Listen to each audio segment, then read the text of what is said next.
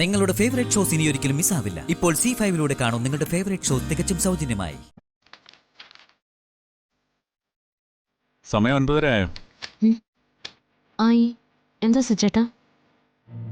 അല്ല, താൻ ടെൻഷൻ അടിച്ച് നിൽക്കുന്നോണ്ട് ചോദിച്ചതാ. 9:30 to 10 ആണല്ലോ ഇയാളുടെ ടെൻഷൻ സമയം.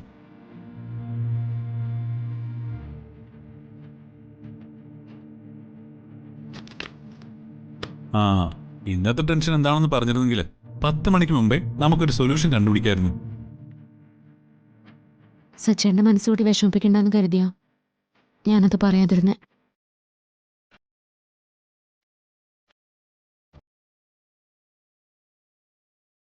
ഇതിന്റെ ഉള്ളടക്കത്തിൽ ഒരു ശുഭമുഹൂർത്തം കുറിച്ചിട്ടുണ്ട് ജോത്സി. സന്ദീപ് അനഘയുടെ കഴുത്തിൽ താലി കെട്ടാനുള്ള ശുഭമുഹൂർത്തം. ഇനിയുള്ള 3-ാം ദിവസം ഈ കർമ്മം നടക്കും.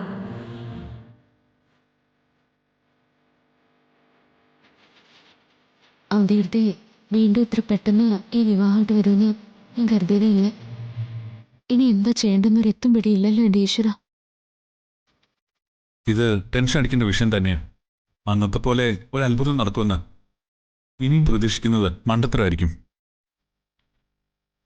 സന്ദീപിന്റെ ആതിരയുടെയും വിവാഹം കഴിഞ്ഞ സ്ഥിതിക്ക് വരുന്ന പോലെ വരട്ടെ എന്ന് നിസ്സാരമായിട്ട് കാണാനും പറ്റില്ല. ഈ ഏട്ടത്തിക്ക് എന്താ ഇത് എത്ര പറഞ്ഞിട്ട് മനസ്സിലാവാത്തെ? വല്ലാത്തൊരു വാശി തന്നെയാണ്. ആരോടാ സച്ചേട്ടൻ? എന്തിനോടെ എടുത്തേക്ക് വാശി?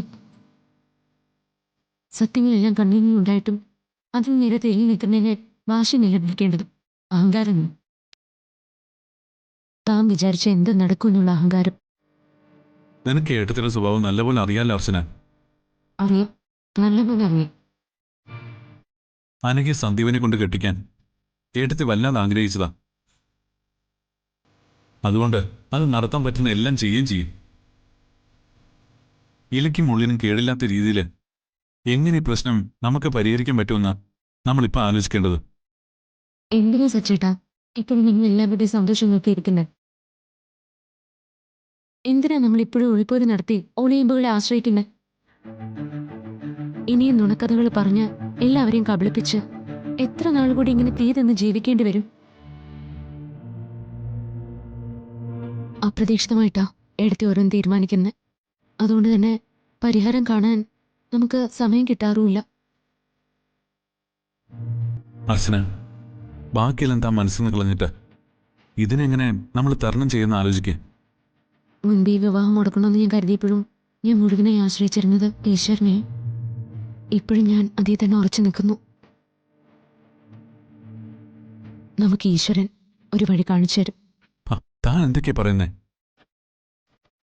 ഇത്രയും ക്രൂഷ്യൽ സിറ്റുവേഷനിൽ താൻ ഇങ്ങനെയാണോ പറയുന്നേ? നമ്മളായിട്ട് എന്തെങ്കിലും ചെയ്തില്ലേ ഇത് വലിയ വിഷമത്തിലേക്ക് നമ്മളെ വലിച്ചുകൊണ്ട് നിന്നും. സച്ചേട്ടൻ ധൈര്യമായിരിക്കും. നമുക്ക് സാധ്യതകൾക്കപ്പുറത്ത് അപ്രതീക്ഷിതമായിട്ട് ചിലത് സംഭവിക്കുമ്പോൾ നമ്മളെയൊക്കെ ഞെട്ടിച്ചുകൊണ്ട് ഈശ്വരൻ ചില അത്ഭുതങ്ങൾ കാണിക്കും. അതുപോലൊരു അത്ഭുതം ഇവിടെ നടക്കണം. പറ്റും.